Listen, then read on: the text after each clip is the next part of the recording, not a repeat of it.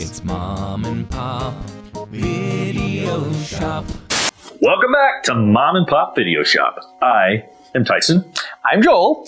And in this episode of Weekly Rental Recommendations, Or retro movie review. Son of a bitch! I still can't get it. Either one. Retro movie recommendations or weekly horror movie reviews, whatever we're going to call it. Unless it's not a horror movie. It's true, but in this case, it is. And more specifically, I'm going back to what I feel like is my default year on this channel. 1986. Apparently it was a good year in my mind because I'm talking about Dolls. You know what? Are you sure it's 86? I'm pretty sure it's 86. Yes, 1986. I stand corrected. I was going to, if you had asked me with a gun to my head, I would have said 87, but you're 1986. you're probably right. According to this. You just don't want to admit that you're wrong. So 1986, Dolls, directed by one Stuart Gordon, written by, is it Ed Naha? Nahi. Ed Naha, who, ironically, also wrote Honey, I Shrunk the Kids. With Stuart Gordon. And Trolls. The original Trolls. John Trolls. Carl Buechler directed Yes. Trolls, yeah. And because... Starring on one Harry Potter, I believe was the name of the kid in it. I think you're right. You're right, too. yeah. Very Funny. true. I forgot about that. Yeah, Trolls, yeah. Mr. Potter. Here at Mom and Pop Video Shop, any chance we have to give you mindless trivia that may or may not win you a drink in a bar? Like the fact that Harry Potter is one of the main characters in Trolls. But I have another one for you. What? Maybe even the great and all The guy who got the year wrong on Dolls. Wizard of Joel, right? Mighty and Hunter. So Ed Naha, Neha, what are we saying? Whatever. Even though it was under a pseudonym, he edited the very first issue of Fangoria magazine in 1979. The one that has Godzilla on the cover. If that's the Yes, very that first is the very first issue. 1979. Nerd alert! Dolls, we already mentioned, directed by Stuart Gordon. Stars, let's see, Stephen Lee. Mm-hmm. That's who plays the older man-child. If you Yeah, the man-child who If hangs you out with see a little those. girl the entire time, and you're kind of Yes. like, "Mm." The only other thing I remember him in is he plays the negotiator, actually in The Negotiator. The Kevin Spacey, Sam Jackson movie? Yes. Oh. He's the one that has to call Samuel L. Jackson and gets I have not seen that since it came very out, stressed dude. out. Yeah, Yeah. exactly. Okay. Who else? You mentioned that Stuart Carolyn Gordon's wife, right? Purdy-Gordon, who is, yes, his wife in real life up till his passing. R.I.P. Mr. Gordon. Yep. Exactly. Carrie Lorraine plays the little girl. Okay. Who I would have sworn at least her brother should have been the little boy from Children of the Corn. They look exactly alike to me. Meaning the good little boy?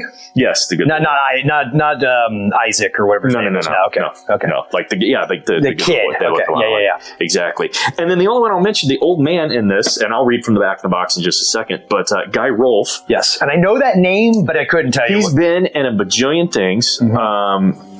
A lot of horror fans will recognize him later in life in several of the Puppet Master sequels.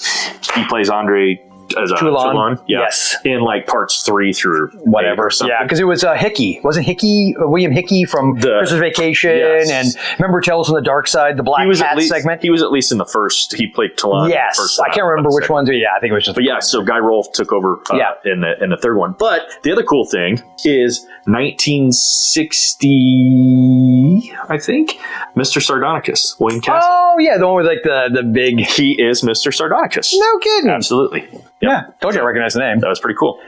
So anyway, I haven't done it yet, but I will read from the back of the VHS box, which, by the way, this is a gift from my cousin Danny, so shout out to him up in Seattle. Excellent gift. He sent me a whole box of VHS, and one of those was Dolls, so thanks, Danny, for that. So let's see. From the maker of Reanimator and From Beyond comes the horrifying nightmare, Dolls. Astounding special effects and ghoulish humor mixed in a screaming delight that's all dolled up and waiting for you. Get it? When David Bauer, his wife Rosemary, and daughter Judy get stranded in a violent thunderstorm, they seek shelter in the only place they can find, a mysterious Gothic mansion inhabited by the haunting Hartwicks and thousands of seemingly harmless handmade dolls. The storm has also brought a young businessman and 2 hitchhiking punk rockers to the spooky dollhouse. Once warm and dry, the group settles in for what they think will be a restful night. But later, the dolls come to life, attacking all but a lucky few. The dolls want to play house, and after they're done, there may be no house left. These dolls mean business. Deadly business. Indeed, they do. So I just recently watched this again for the first time in like many, many years, and I forgot how damn good this is. I know you're a fan of it. When was the first time you watched Dolls? I saw it for the first time.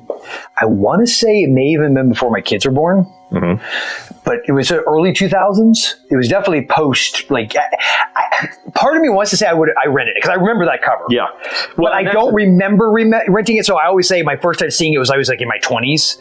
But I feel like I would have seen this earlier, and so I very well may have. And I will tell you this: that is my favorite Stuart Gordon movie. I love it more than Reanimator and From Beyond and Bride of Reanimator, which I'm a huge fan of, by the way. King of the Ants, which we covered. Not so very long ago, at least in relation to when we're recording all these. And I watched it again for Spooky Flicks Fest a few years back. And I watch it probably once every few years. And I just love it. I don't know what it is about it. It's just this dark fairy tale. I have a thing for dark fairy tale themed movies. Here's what hit me is I forgot that it's more like all this. Well, most of Stuart Gordon's films, I should say, definitely have that dark comedy kind of tone. And I think especially Dolls. Yes. Much more than I remembered. Yeah. The last time Although I would argue Reanimator is more goofy at times even than Dolls. Do you think? Because I feel like the Dolls, like when they attack people, it's silly on some level, but it's played straight. I think if you rewatch this, the what's his name? The man-child, Stephen Lee. Yeah, the man-child. Anyway, his character, dude, I think is just pure. Oh, yeah, he's a goof. Look in the mirror, bro. The other thing, how freaking cool. Oh, that dude. I need to get that poster. I'm surprised I don't have that poster. Yeah. Like, say what you want, but I would argue that is probably top 10 most memorable. It is very, very memorable. Posters from the 80s, for sure. And it's another one, ironically, I don't remember that particular doll being in the movie. I don't think so. All. Now, the eyeballs thing, that is in there involving a certain character, female. Oh, you're right. Yes. So that is a thing. That elements of that are in the movie. Yes. But to your point, I don't think that doll is. So it's a Charles Band movie. So it's got that.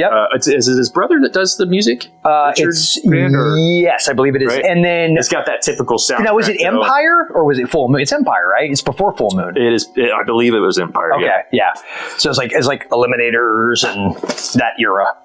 I love that era. Yeah, I think you're. I want to watch Eliminators now.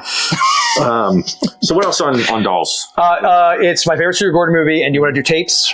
Because it's easy peasy for me. You're going to go 5? Oh, it's 100%. 100%. I'll probably say 4. He's having a fit. See, he don't have his fit pills. He's got them. Yeah, I don't know that I would. That's respectable. I will allow it. But here's the thing. Confession. I've seen it maybe 3 times. I've seen it at least half a dozen. Yeah. So I probably need to watch it a few. I don't know why. I appreciate. It's like I love up people on the stairs, and I've gone on and on about this. I'm not to derail us here.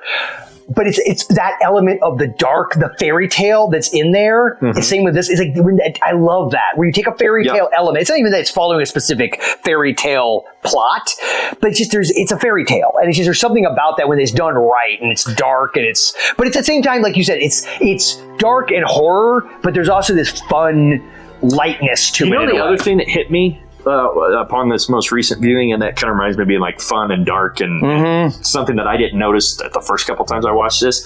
Certainly like the first 15 minutes of this movie is, dude, almost beat for beat, the old dark house.